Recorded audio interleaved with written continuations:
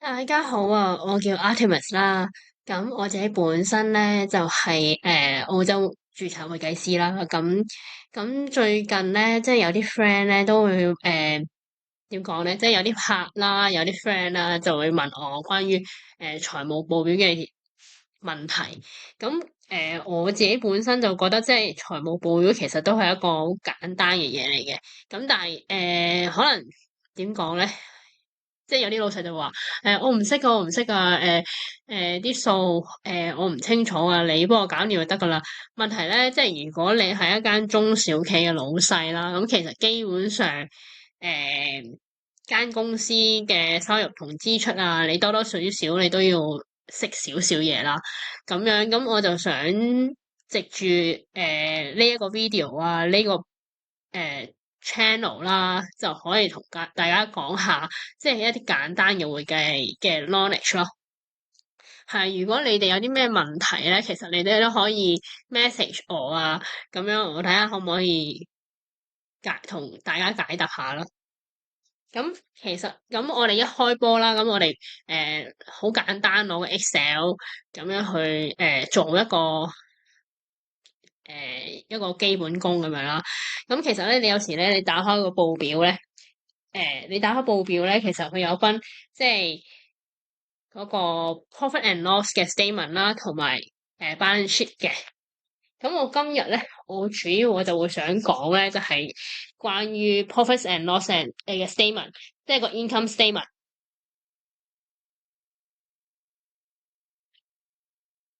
咁為免我即係 disclose 我啲客嘅資料啦，咁我咧就會重新去揼一份income statement 俾你哋睇一睇嘅。咁咧通常咧，你哋有個名噶啦，你即係可能就係譬如好似 let's say 我叫 Artemis 啦，咁可能我個公司就叫 Artemis Account and Company Limited。咁咧，譬如好似我個如果company limited 咧有個 limited 咧，咁就叫做有限公司啦。如果你冇個 limited 咧，就咁叫 a company 咧，咁就叫做無限公司啦。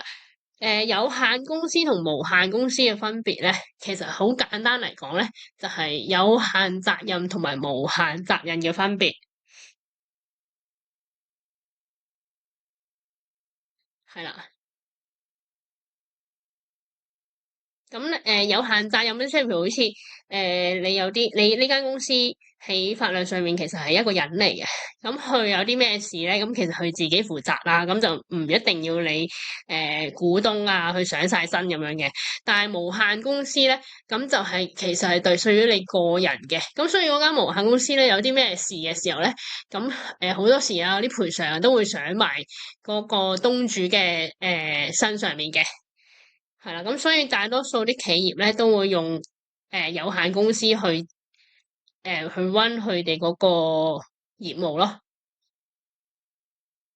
係啦，咁我哋咧公司啦，咁我哋個 income statement 啦，income statement 其實 income statement 咧就係你嘅收入嗰個報表咯。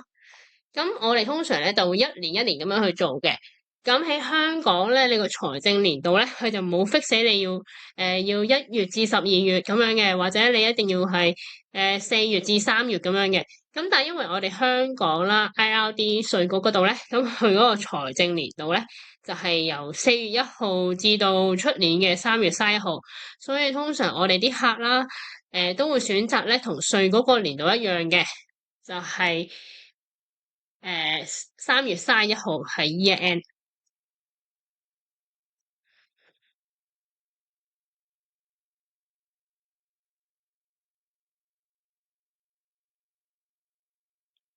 係啦，咁啊，for the year end 3月31號2025年咁樣咧，咁樣嘅意思咧，其實咧就係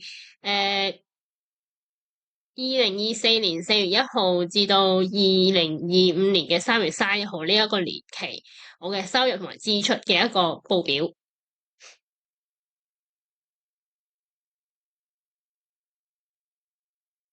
咁通常咧喺個報表度咧，其實我哋就會好簡單，咁樣就會寫住2025，咁就係代表嗰個年度噶啦。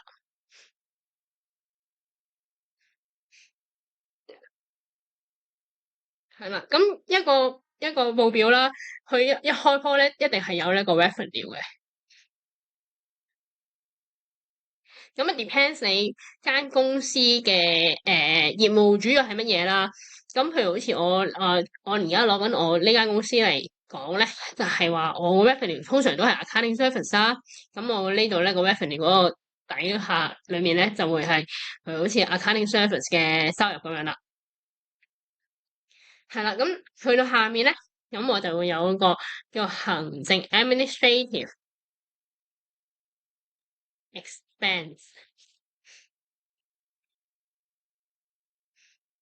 係啦，administrative expense 咧，其實裡面有啲乜嘢咧？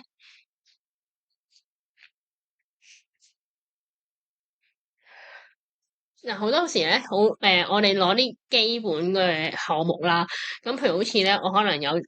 打啲廣告費咁樣啦，咁我就會有 advertising。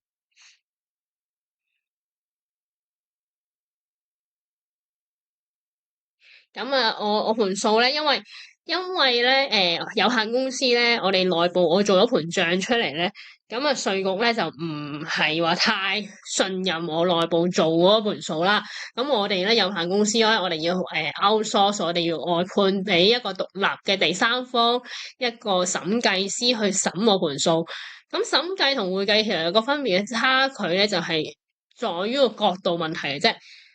我內部會計咧，我就係幫我呢個老細做盤數出嚟啦。咁我審計咧就用另外一個角度嚟睇翻我呢盤數。咁然之後喺我呢盤數咧，每一條 line item 裏面咧，就去抽 check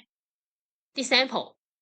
即係譬如好似我 advertising 嘅，我本來我可能我有2500蚊，咁2500蚊咁其實應該得一條數嚟嘅啫。咁我可能就會抽我呢張單嚟望一望，其實係咪真係有2500蚊俾咗邊間公司咧？係咪真係有俾咗錢啦？同埋嗰個即係如果再嚴謹少少，就睇下佢係幾時去幫我登呢個廣告，有埋嗰個日期嗰個嘢啦，就 show 佢呢一件事真係真真實實去發生過咁樣嘅。咁啊，有 advertising 啦，通常就會有 auditor 嘅 remuneration 啦。咁好多時啲人就會問啦，啊、話你每一年啊，你收我嘅核數費幾多錢啊？咁樣，咁我哋通常咧講真嘅，我哋就係睇我哋要做嘅 work done。咁你會諗下啦，即係譬如好似一間公司，佢一年做2億生意嘅，咁同佢一年做200萬生意嘅，咁佢哋嗰啲單嘅數量咧都會唔同啦，有多有少啦。咁我哋咧其實咧都因為我哋主要會計師咧，其實都係個 time cost 嘅啫。所以咧，咁你哋通常譬如好似你間公司多，即係個 transaction 個 volume 咧多嘅話咧，咁自然咧個 audit fee 咧都會高啲噶啦，係啦，咁樣咁我哋都係要食飯嘅，係啦，咁所以係啊，所以就係你即係有時點講咧？譬如好似我哋啲客咧，譬如好似有2億幾生意嗰啲，咁我哋通常都係收佢三萬到啊。咁如果有啲佢可能話我冇咩生意喎，一年都可能得100零200萬咁樣，咁我哋可能friend 底嘅，咁可能咪6至8千啦，咁樣就6至8千，咁我哋都可以做到噶啦，咁樣。咁最主要咧就係因為最緊要我哋要做齊啲 work done 啦，交到功課啦，同埋我哋係即係最主要係你哋啲老細咧啲單齊啦，咁我哋同埋銀行月結單係最緊要嘅，係啦。咁啊，其實因為我想每一次咧，我講呢啲咁樣嘅training 嘅時候咧，就可能15分鐘到啦一次咁樣，咁所以我可能會分幾 part 去講啦。咁我哋繼續講啦，即係我哋呢個 administrative expense 裏面有啲乜嘢啦。咁啊，通常可能你會有埋 bank charges 啦，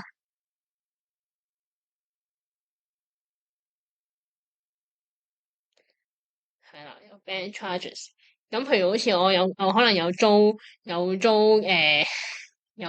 地方嘅，咁租地方咁有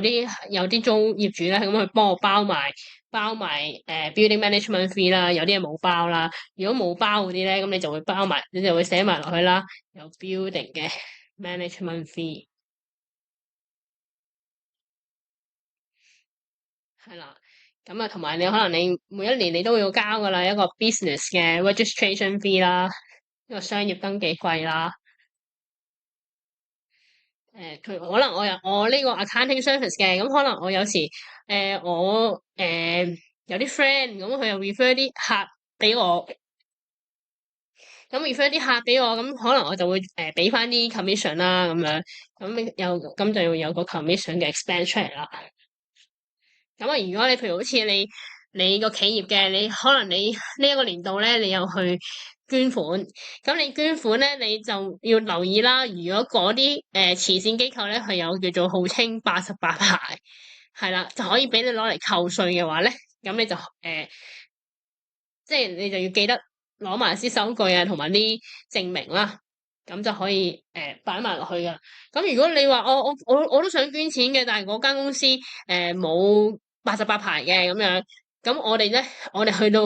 計算呢個利得稅嘅時候咧，咁我哋就會幫你勾翻出嚟噶啦。咁我後面嗰 part 我就會遲啲先再講啦。OK，咁然之後咧就繼續落去啦。咁樣你基本你個企業咧，你都會有呢個電費啊、水費啊，同埋 gas 嘅。係啦，咁有時啦，你話咁我哋做 service 嘅，咁我哋有時都會應酬下噶嘛，有時應酬下，可能同啲客食下飯啊，或者送下啲禮物俾人啊咁樣，咁你唔好太過分啦，即係你唔好話我營業額得300萬咁樣，就係你話我娛樂費有成8、5萬咁樣就真係好唔合理啦。咁你即係你要衡量翻咯，即係可能你收入可能300萬，咁你娛樂費可能3至5%，咁我哋覺得合情合理嘅，係啦。咁啊我哋要有 insurance 啦，即係有時你點講咧？你可能即係我而家呢個係普通會計嘅服務啦。咁如果你譬如好似我哋係有 CPA firm 嘅，CPA firm 我哋就要買一個 indemnity 嘅 insurance 啦，咁去補翻我哋可能會有啲咩事會發生啊，或者你哋公司你哋公司有倉嘅或者有啲 project 嘅要買保險嘅，咁你都擺翻落去啦。最緊要一啲 expense 咧係 for 你 operating use 嘅，即係你營運嘅時候需要用嘅嘢咧，你就可以擺入去噶啦。咁如果你有啲唔明嘅，譬如好似你話我呢個我唔知呢個支出屬唔屬於公司用嘅，咁你其實可以即係問翻我哋呢班計數嘅人士啦。係啦，咁啊公司嘅嘢啦，printing 啦，printing 同埋 stationery 啦，係啦，咁有時咧，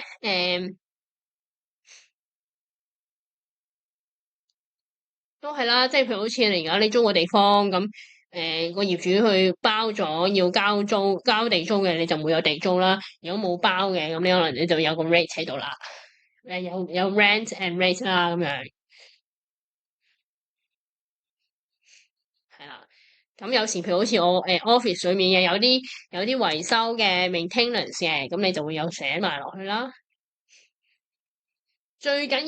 要咧，各位老細咧就係你哋一定要 keep 單，係啦。就算因為而家好方便啦，你張單你攞到手啦，你咪影一影相咯嚇，你影一影相，咁然之後咧你可能你同你個會計開個群組咁樣，就 send 張相俾佢哋，係啦。咁最緊要我哋係要有 evidence，係啦，最緊要有 evidence，我哋要有證明咧，去證明所有嘅收入同支出咧。都係有根有據嘅，係啦，咁就方便大家去做呢個會計啊審計嘅時候就會方便好多咯。好啦，咁我今日咧就差唔多講到呢度先，係啦，今日講住呢個 income statement 嘅 part one 先，係啦。如果你大家咧有啲咩特別想知嘅，你哋可以 PM 我嘅，係啦，咁我咧都會盡量同大家解釋下或者去傾下啦。嗯，今日就咁啦，拜拜。